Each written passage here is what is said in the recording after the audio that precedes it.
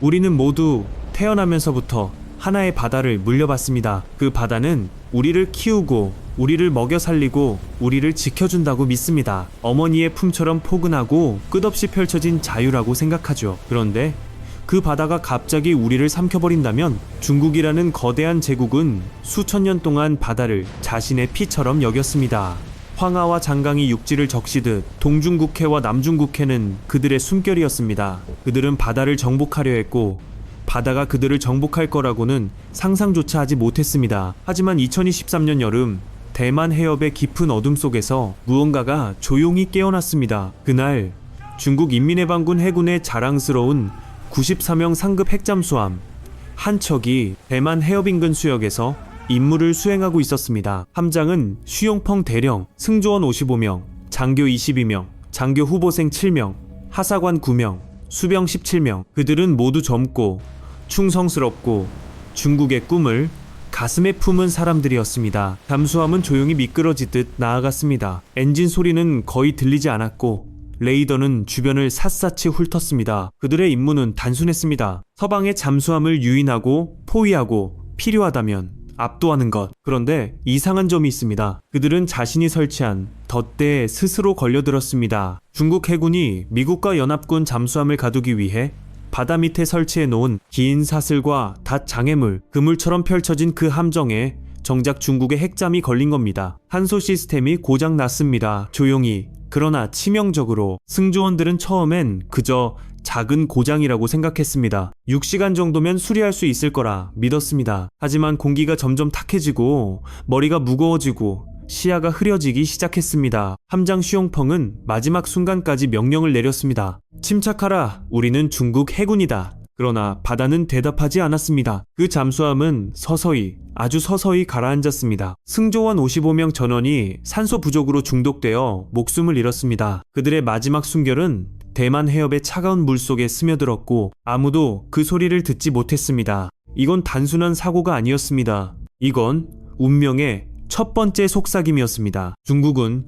오랫동안 바다를 자신의 것으로 만들려 했습니다. 남중국해의 인공섬들, 항공모함 랴오닝과 산둥, 그리고 세 개의 함대, 북해함대, 동해함대, 남해함대를 동원해 대만을 포위하고 압박하고 결국은 삼키려 했습니다. 그들은 바다가 자신들의 편이라고 믿었습니다. 그러나 바다는 누구의 편도 아니라는 것을 아직 깨닫지 못하고 있었습니다. 그리고 그 믿음은 곧 더 큰 대가를 치르게 될 터였습니다. 대만 해협은 원래부터 조용한 바다가 아니었습니다. 수백 년 동안 수많은 배가 이곳을 지나갔고 수많은 꿈이 이곳에서 부서졌습니다. 네덜란드, 스페인, 청나라, 일본, 그리고 지금의 중국과 대만 모두가 이 좁은 바다를 자신의 것이라고 외쳤습니다. 그리고 모두가 이 바다에게 배신당했습니다. 그 첫 번째 핵잠 침몰 이후 중국 해군 내부에서는 조용한 공포가 퍼지기 시작했습니다. 공식적으로는 사고라고 했지만 군 내부에서는 이미 알고 있었습니다. 이건 단순한 기술적 오류가 아니라고. 그들은 자신들이 만든 무기가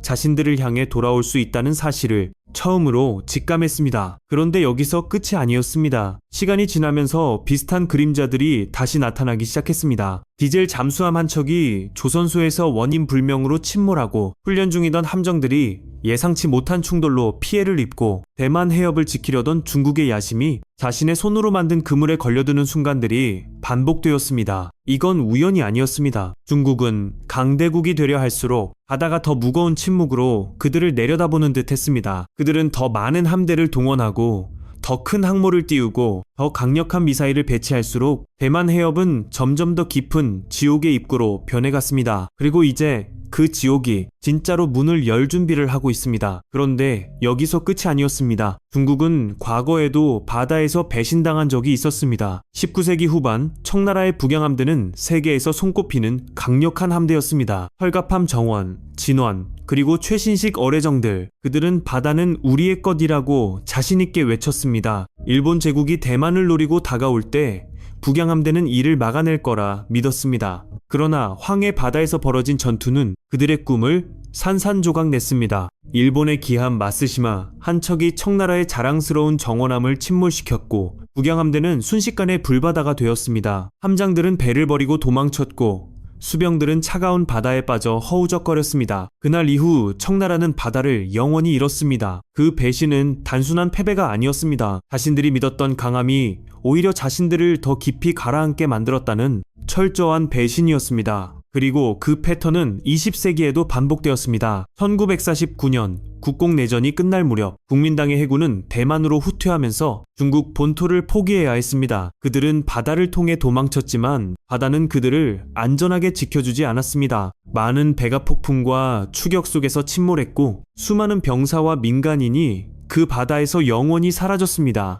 중국 공산당은 그 광경을 보며 다짐했습니다. 우리는 다시는 바다에서 도망치지 않겠다. 이번에는 우리가 바다를 지배할 것이다. 그래서 그들은 함대를 키웠습니다. 북해함대, 동해함대, 남해함대, 세 개의 거대한 팔을 뻗어 대만을 포위하려 했습니다. 인공섬을 만들고 항모를 띄우고 미사일을 배치했습니다. 이번에는 다르다고 그들은 믿었습니다. 하지만 패턴은 변하지 않았습니다. 강해질수록 더 큰 배신이 기다리고 있었습니다. 기술이 발전할수록 더 치명적인 실수가 따라왔습니다. 자신들이 만든 무기와 전략이 언젠가 자신들의 목을 조를 거라는 불길한 예감이 군 내부를 스치고 지나갔습니다. 그리고 그 예감은 결국 현실이 되기 시작했습니다. 2025년 초 중국 해군은 대만을 압박하기 위한 최대 규모의 합동훈련을 시작했습니다. 세 개의 함대가 동시에 움직였습니다. 북해함대는 북쪽에서, 동해함대는 중앙에서, 남해함대는 남쪽에서 대만 해협을 세 방향으로 조여왔습니다. 항공모함 산둥과 푸젠이 핵심이 되었고 수십 척의 구축함과 잠수함이 그 뒤를 따랐습니다. 그들은 자신들이 대만을 완전히 포위했다고 생각했습니다. 이번에는 끝이다. 대만은 더 이상 도망칠 곳이 없다. 그러나 바다는 이미 그들의 움직임을 지켜보고 있었습니다. 훈련이 시작된 지 사흘째 되던 날 예상치 못한 강한 조류와 함께 대만 해협의 수심 200m 아래에서 무언가가 깨어났습니다. 중국이 스스로 설치한 대잠 네트워크가 오히려 중국 함대를 향해 돌아서는 순간이었습니다. 자신들의 소나 시스템이 자신의 잠수함 신호를 적으로 오인하기 시작했습니다. 레이더는 이상 신호를 포착하고 미사일 발사 준비가 자동으로 들어갔습니다. 그들은 서로를 적으로 보기 시작했습니다. 북해함대의 선봉 구축함 한 척이 동해함대의 잠수함을 향해 어뢰를 발사할 뻔한 순간 지휘관들은 겨우 막아섰습니다. 하지만 그날 이후 함대 간의 신뢰는 금이 가기 시작했습니다. 이건 단순한 오작동이 아니었습니다. 이건 중국이 오랫동안 쌓아온 바다에 대한 믿음이 서서히 무너지는 첫 균열이었습니다. 그들은 강대국이 되려 할수록 자신들이 만든 그물이 자신들을 올가매는 것을 반복해서 경험해 왔습니다. 청나라 때처럼, 국민당 때처럼, 그리고 지금 다시 배신은 항상 같은 곳에서 시작되었습니다. 바다에서. 그리고 그 배신은 항상 더 큰 대가를 요구했습니다. 중국 지도부는 공식적으로는 훈련은 성공적이라고 발표했습니다. 그러나 내부 보고서에는 예상치 못한 시스템 충돌이라는 단어가 조용히 적혀 있었습니다. 그리고 그 충돌은 곧 더 큰 불꽃으로 번질 준비를 하고 있었습니다. 그리고 이제 그 불꽃은 현실이 되었습니다. 2016년 4월 중국은 더 이상 기다릴 수 없다고 판단했습니다. 지도부는 명령을 내렸습니다. 세 개의 함대를 모두 투입하라. 대만 해협을 완전히 봉쇄한다. 북해함대, 동해함대, 남해함대. 그 오랜 꿈의 세 팔이 동시에 움직였습니다. 항공모함 푸젠이 중앙을, 산둥이 북쪽을, 그리고 최신형 함정들이 남쪽을 장악하며 대만을 세 방향에서 조여들었습니다. 수백 척의 배, 수천 명의 병사, 그리고 그들이 믿었던 모든 기술이 대만 해협 한가운데로 몰려들었습니다. 그들은 자신만만했습니다. 이번에는 다르다. 우리는 이미 세계 최강의 해군이다. 바다는 우리 것이다. 대만은 더 이상 도망칠 곳이 없다. 그러나 바다는 조용히 웃고 있었습니다. 첫 번째 균열은 북해함대에서 시작됐습니다. 레이더가 갑자기 자신들의 동해함대 신호를 적으로 잡았습니다. 전자전 시스템이 오염된 겁니다. 중국이 수년 동안 쌓아온 그물망이 이번에는 자기 자신을 향해 돌아섰습니다. 경보가 울리고 미사일 발사 버튼이 자동으로 켜졌습니다. 오작동이다! 멈춰! 지휘관의 외침이 무전기를 가득 채웠지만 이미 늦었습니다. 동해함대의 구축함 한 척이 북해함대를 향해 어뢰를 발사했습니다. 남해함대의 잠수함은 충돌을 피하려다 산둥함의 측면을 들이받았습니다. 강한 조류가 그 혼란을 더 키웠고 대만 해협의 수심 아래에서 설치된 그들의 대잠 장애물이 이번에는 중국 함정들을 하나둘씩 끌어당기기 시작했습니다. 불길이 솟았습니다. 검은 연기가 하늘을 뒤덮었습니다. 함정들이 서로를 적으로 인식한 채 서로를 향해 포를 쏘고 어뢰를 날리고 충돌했습니다. 수병들은 갑판 위에서 비명을 지르며 바다로 뛰어들었지만 차가운 물은